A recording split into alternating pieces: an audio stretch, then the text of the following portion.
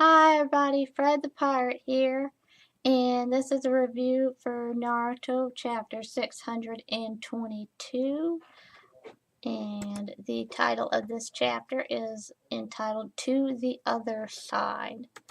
So basically what happens in this chapter is we pick back up where we left off with Hashirama telling his story to Sasuke about how he and Madara met and how eventually they formed the Leaf Village.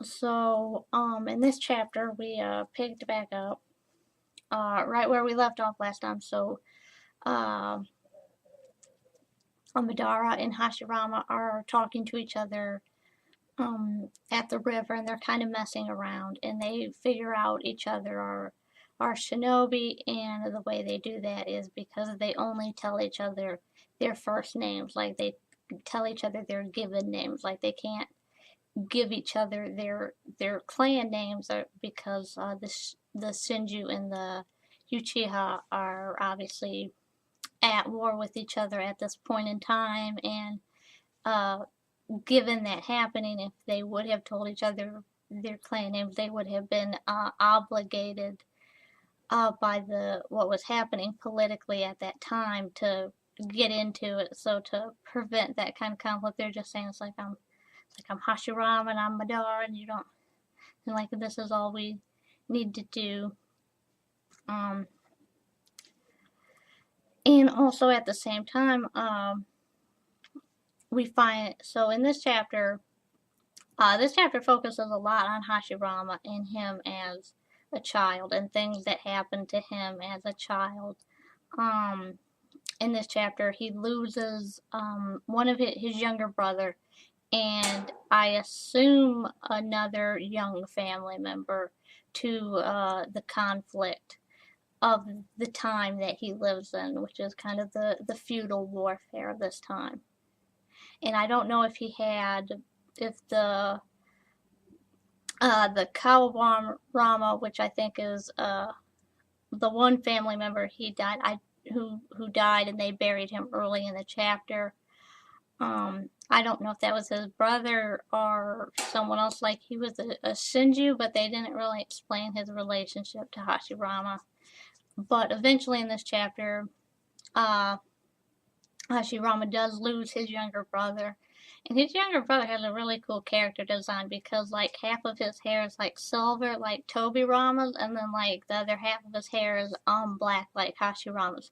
So he's got the two hair colors. So that was pretty interesting. Unfortunately, his younger brother ends up getting killed in action, and he's really really little, like Hashirama in this can't be but like 9 or 10, and so his younger brother might be like 7 or 8, depending on from what I'm seeing. So he ends up dying in battle, and he's like probably 7 or 8. Um, so this chapter was really interesting, and I think one of the things that I thought was really interesting about it is that for the first time in the series, like we're actually having an active dialogue about the use of child soldiers in the series. And I think that was I really like the the manga, obviously, but I think one thing I've always kind of been, you know, interested in, and I think if you kind of think about it critically, like I think eventually you come to the point is, why are children used in this society as soldiers? And I mean, I know in the current point in the manga, like obviously they're not using 7-year-olds as soldiers a lot, but I think they do use child soldiers, and it's kind of interesting how the Leaf Village and the people in it talk so much about, honor and justice and, all this kind of stuff, but they obviously employ the use of child soldiers. And I think that I've kind of always been interested in why this issue has been skirted so much, because it's obviously there.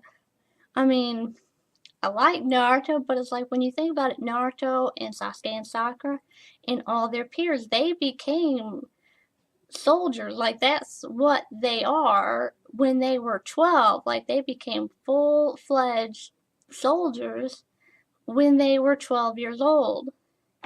And it's like I know people like to think that they're ninjas. It's like, well, they're soldiers. They are members of their nation's military, and they became full members of their nation's military when they were 12. And I know Kakashi became a member, became a full-fledged shinobi based on what we were told in Kakashi Gaiden when he was 6. So it's like I know if I remember correctly, he became a Chunin when he was 6 years old, and he became a Jonin when he was 14, which that was why the whole thing with Obito happened. So yeah, with that said, it was definitely really interesting to finally get to the point with the manga where we're talking about that subject. Um, Obviously, the use of really, really young child soldiers in the Naruto world has gotten better, at least in the Leaf Village. But I know that there's kind of evidence, at least from what Kakashi said, when they were fighting Zabuza and they first encountered Haku, that I think other villages don't really have the problem with generally using very young children as shinobi. And I think kind of to a certain extent the Leaf Village doesn't either. At least it didn't when Kakashi was little, because, they obviously really didn't have an issue with using him as a shinobi when he was 6. So it's kind of interesting that they're doing that, and I think this kind of does bring up some really ethical questions. It's like, what kind of society, uses child soldiers, and it's like, can you have a good society that does that? And it's like, I don't know if the Kishimoto intends to open up that door of discussion, but like it's kind of opened anyways, and I guess I'm kind of glad that we're finally dealing with this, because it's like it's kind of hard to avoid this question when you see them in the series using 12-year-old soldiers. And I know that this is a fantasy series, and obviously the abilities and the autonomy of young people in this story is a little bit different than what happens generally, at least in Western societies, or at least in post industrialized societies in our world. But I guess it kind of makes me wonder, like when Hashirama and Madara and Tobirama were coming up with the village, like why couldn't they just said, we're not going to use children as soldiers, and just said, that you have to be 18 to be a soldier? I can understand the appeal of having somebody who's capable physically of doing something, but maybe it's not a good idea to psychologically let them do that. And I think the kind of the child soldier, as you kind of expresses that, it kind of makes you wonder, do Madara and Obito have the issues that they do psychologically because they were employed as child soldiers? You know, both of them have done really obviously bad things, but then you think about it, like they've been soldiers since they were really young, and they've been in situations that are really psychologically difficult for adults to handle, and they dealt with those situations as children and as a teen, respectively. And I guess it kind of makes sense. It's like why they're messed up, at least with Obito. It's like, he got seriously maimed when he was 14. He saw his friend die. I use the term friend loosely with Rin since obviously Obito was digging on her. But, he sees her die, and he sees her die at the hands of his other friend. And it's like, that would be extremely psychologically traumatizing to an adult person. And he sees this at 14. And it's very obvious by what the manga does that Obito is not a very mature 14-year-old. It's like, he probably has the maturity of someone who's around, 11 or 12, based on the joking he does and based on his activities that we see in Gaiden and a little bit in the flashbacks of himself. Although I don't like the flashbacks of him because it makes because it kind of undoes everything that Kakashi Gaiden did, at least with Kakashi. It's like, and I don't see why they changed that part, because you just make Kakashi, you take away all the stuff Kakashi did, it's like you didn't need to do that. But I guess it makes sense,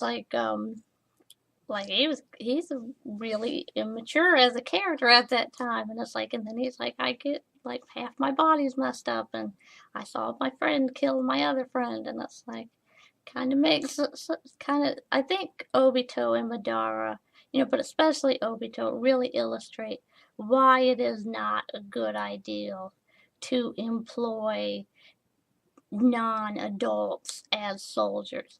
In its truth, Obito does have the ability to do certain jutsus, he has the physical ability to do these things. But the problem is he probably did not have the psychological ability to deal with warfare and the consequences of warfare. And I think it's probably obvious that the trauma that he sustained as a 14-year-old, and he sustained very serious psychological trauma, obviously stunted him emotionally, which makes sense, and why that would happen.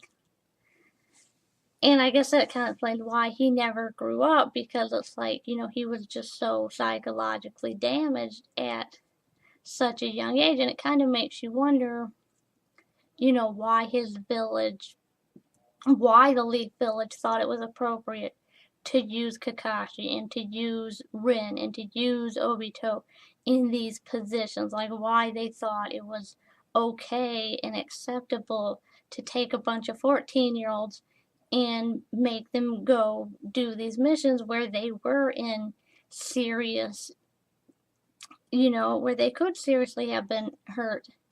And it's I think it's one thing to send a couple 12-year-olds to go find some lost cats, and that's kind of another to put them out on the battlefield, and it's that's what happened to them. And it's it was why did you think that was okay to do? So with that said, this has definitely been a really interesting chapter. I'm definitely interested in the upcoming chapter to see how Madara and Hashirama come together to create the village and to do the things that they want to do. And obviously, I'm kind of interested in seeing, at least from Hashirama's perspective, what went wrong with Madara, and why, at least from his perspective and from his opinion as his friend, why he just went batshit crazy and became what he becomes. So it'll definitely be interested to see that, because obviously in this chapter, Madara's presented as being very, being a good guy and somebody with very good, noble intentions. And I think it's kind of obvious that Madara's, he's the type of villain that does evil things, but he at least in his mind, he has very noble intentions for doing those things. And I think, like any villain who does that, like initially he was a good guy, like a lot of villains who do that, like where they think they have good intentions for what they're doing, did start out with good intentions and then it just went off the rails. So it'll be interesting to see, at least in Hashirama's opinion, how that went about. So definitely looking forward to that. So with that said, this has been a review of Naruto Chapter 622 entitled To the Other Side. So make sure that you guys comment, rate, and subscribe. And tell me what you guys think about the chapter and stuff that you thought was interesting about it, or things that you just think are interesting about the series in general. And I'll talk to you again next time. So see you guys later.